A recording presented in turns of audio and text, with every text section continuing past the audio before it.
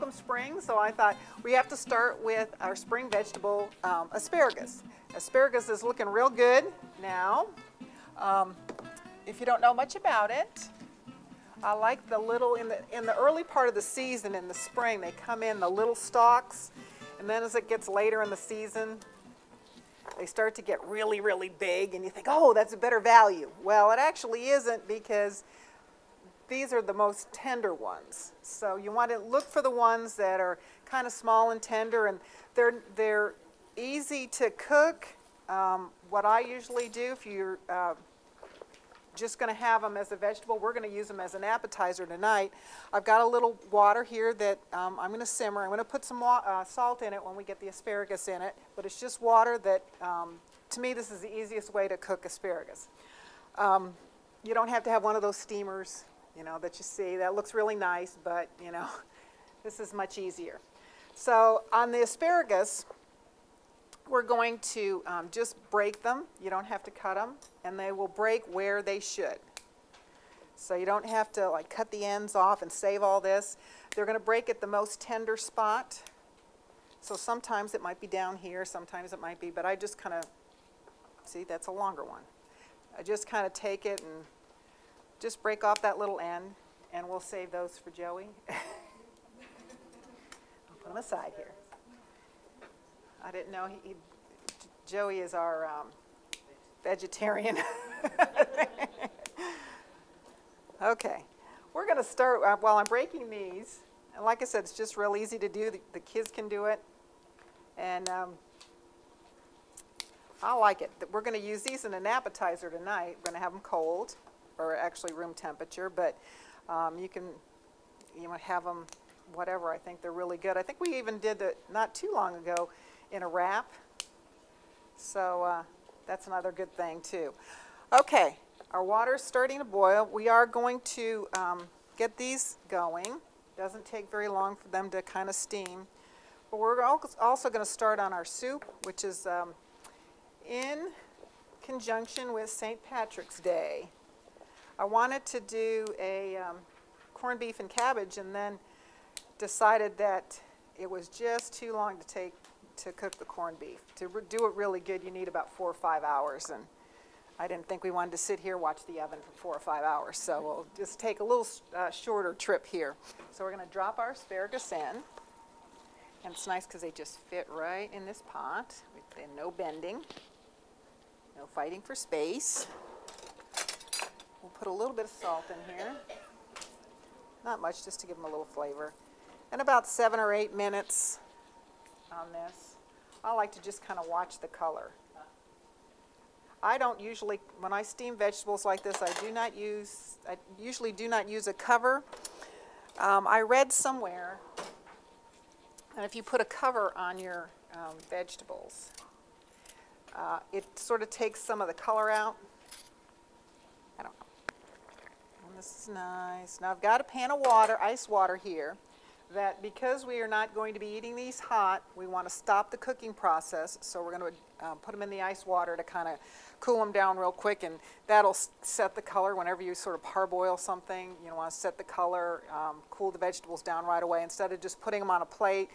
If you do that, they're still cooking because they're still hot. If you put them in the ice water, that kind of sets the color, cools them down. You can heat them up again, but you know that'll kind of set that. Okay, I think these are pretty good because I don't like them mushy. So we will take them.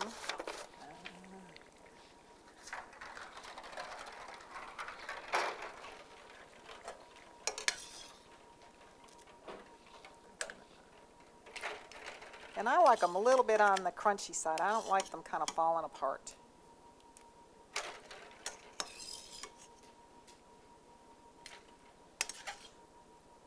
Now, like I said, if you were doing this to have asparagus as your side dish, then you wouldn't put them in the ice water. And I'm going to get rid of this. Okay, and that stops the cooking. And I'm just going to lay them on a little paper towel here, kind of dry them off.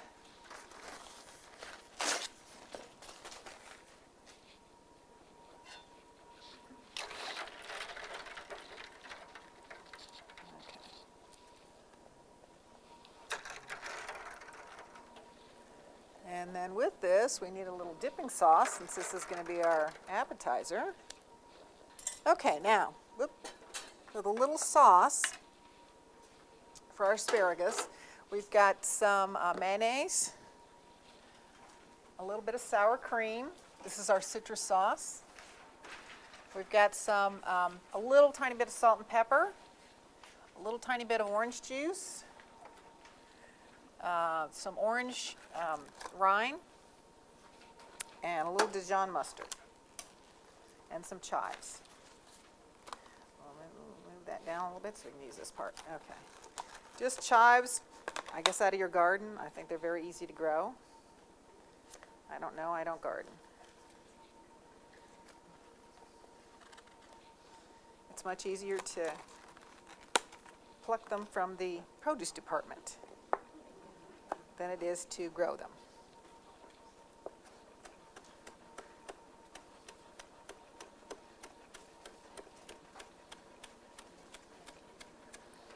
Okay, we just need a tablespoon of this. Kind of chop it real fine. Okay. So we've got our chives in here. When I did taste the dip earlier, and it is good. If you didn't have asparagus to go with that dip, I think some chips would do real fine with that. Okay, so our sour cream. And our mayonnaise. And if you wanted to use light mayonnaise and yogurt, you could do that. We'll change the taste just a little bit, but not enough to ruin anything. Okay, whoops. I'm going to put a little bit of orange peel in here.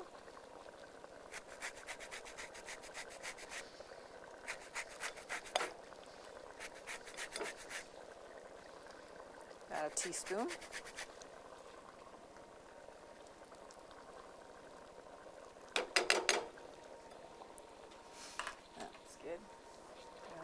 And our Dijon mustard.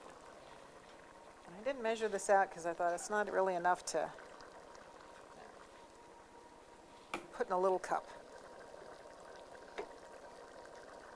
Okay, then here's our little citrus sauce or dip, whatever you want to call that. We'll put it in a little container. There. And our asparagus is good. We'll go ahead and put that. Kind of fancy it up here.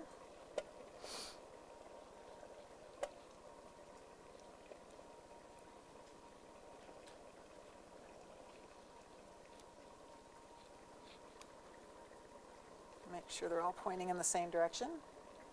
I think that's a rule when you have asparagus.